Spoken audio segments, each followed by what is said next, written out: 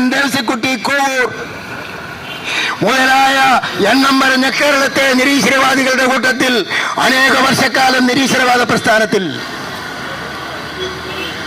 മദ്യവും മയക്കുമരുന്നും എന്റെ കൂടപ്പിറപ്പായിരുന്നു.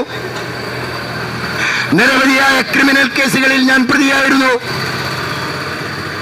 നിരവധി തവണ പോലീസ് ലോക്കപ്പിലിട്ട് അതിക്രൂരമായ മർദ്ദനത്തിന് ഞാൻ ഇരയായിട്ടുണ്ട്.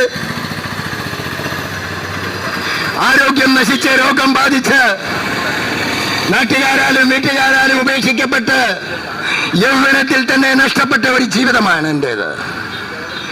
മരണത്തെ മുഖാമുഖം കണ്ട് പലവട്ടം ആത്മഹത്യക്ക് പോയി.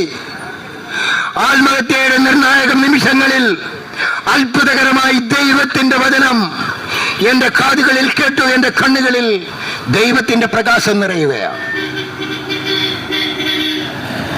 വിശുദ്ധ ബൈബിളിലെ ഒരു വചനം